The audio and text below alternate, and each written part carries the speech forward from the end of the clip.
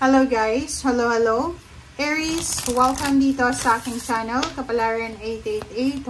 Welcome Aries.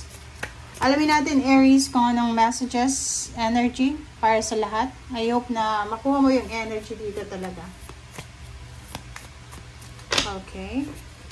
Aries. Okay, first card natin is Archangel Raziel. Archangel Raziel. And tingnan natin yung second.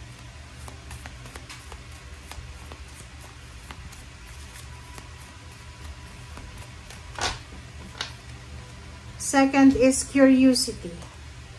Wow. Okay, unahan natin to kasi related naman siya sa first card. Dito Aries, sinasabi na kung ano yung nagbibigay ng interest sa'yo, kailangan mo daw na hanapin. Sabi sa'yo na Archangel Raziel.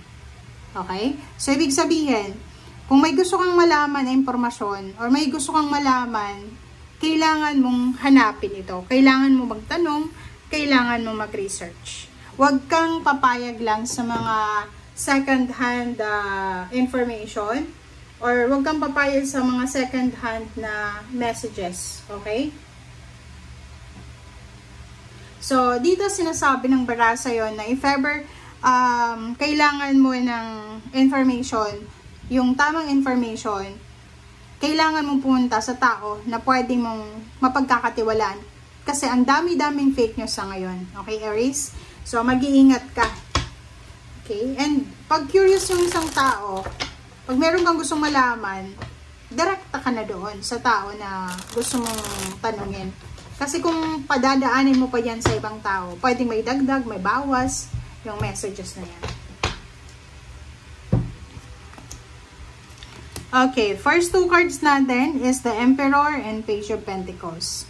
So, nakikita ko sa'yo dito, Aries, isang good news or balita ang matatagpuan mo or darating sa'yo.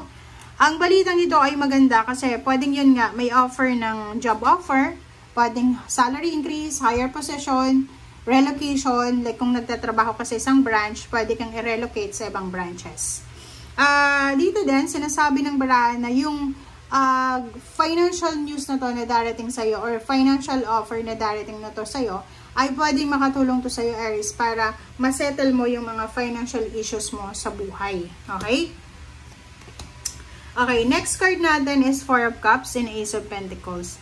Nakikita ko sa'yo, Aries, na pwedeng isa ka sa mga Aries na naghihintay ng kumbaga, pagkakataon para mabago yung takbo ng financial nila. Like, for example, naghihintay ka kung kailan ba darating yung, kumbaga, sagot sa'yo ng company na pinag-a-applyan mo. Naghihintay ka kung kailan ka ba i-approve sa loan mo, kung nag-loan ka, parang ganun. So, dito sinasabi ng bara, huwag kang mag-alala, Aries, kasi nandito yung The World Card. Yung The World Card ay nagsasabi sa'yo na lahat ng hinihintay mo, mapa-love life man yan, mapa-relationship, mapa-pera, or anything, ay kusa yan na darating sa'yo. So, parang gano'n yung sinasabi na useless yung sobra-sobrang pag-aalala natin, useless yung sobra-sobrang stress, kasi darating talaga kung para sa'yo. Okay? Okay, Two of Pentacles. So, nakikita ko sa'yo dito, Aries, na kinakailangan mo na balansehin yung pera mo. So, if ever may hawak kang pera, make sure na balanse. So, ibig sabihin, may pera man tayo or wala, matuto tayong magtipid. Matuto tayong humawak ng pera ng tama. Okay? Sa Hangman na to, pwedeng may financial help or financial offer ka na ini-expect. And posibleng hindi mo pa siya matatanggap sa linggong ito. If ever lang na help siya. Okay? Okay.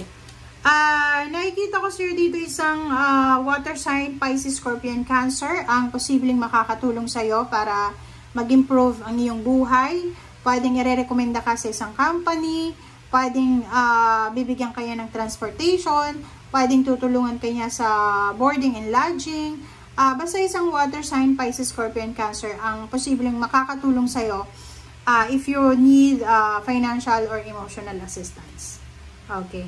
Relationship, sinasabi ng baraha, if you are looking for a relationship, love life, friendship, dito sinasabi ng baraha na darating siya. Kumbaga may darating sa yung love offer or pwedeng mga emotional offer like friendship or collaboration or partnership.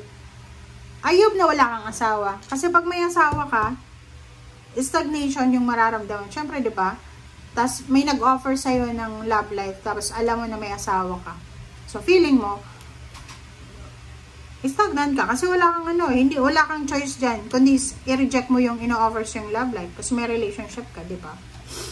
Okay, so, 8 of Wands. 8 of Wands all about letters, chat, call, text, any communication from far or near places na pwedeng ito ay makatulong sa'yo para makapagsimula ka. It's a new beginnings. It's a good news about new beginnings. New job, new baby, new family, new surroundings, new mindset, new lifestyle, healthy lifestyle. And pwede din na, ang good news na to ay makatulong sa'yo para ma-improve pa ng mas mataas yung skills mo. So, pwedeng may pagkakataon ka, Aries, na mag-aral ulit, di ba? Parang gano'n. So, additional learnings, additional wisdom, or additional skills, parang gano'n. So, sinasabi din ng baraha sa'yo na tanggapin natin kung ano itong darating sa atin na kumbaga offers or kung ano man yan na balita. Okay.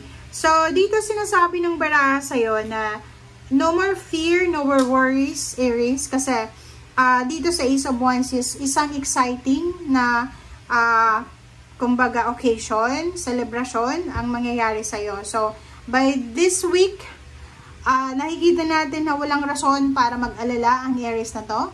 Walang rason para malungkot. Walang rason para maging negative, maging toxic yung surroundings mo. Kasi unang-una mayroong Ace of Wands. Sobra kang magiging excited dahil sa masayang pangyayari na to, masayang linggo, or masayang celebration, masayang paghahanda, or kung ano man to na masaya. Okay? So, last card mo dito is the Star. So, pwedeng isa sa rason kung bakit ka magiging masaya sa linggong ito is because isa sa mga pinapangarap mo sa buhay or isa sa mga wishes mo ay posibleng mahahawakan mo. So, ano ba yun? Okay? So, like may nahanap ka, di ba? May nahanap ka sigurong tao, and posibleng mahanap mo na yung taong yun. Or may nahanap kang sagot, posibleng makuha mo na yung sagot na yun. Okay? And kung makikita mo, ang dami ditong good news. Ace of Wands, Eight of Wands, Chariot. So, sinasabi ng baraha, meron din ang Ace of Pentacles. So, in terms of money, love life, friendship, work, lahat yan may mga possible good news na pwedeng magdala sa'yo ng celebrations. Okay? Thank you guys. Bye!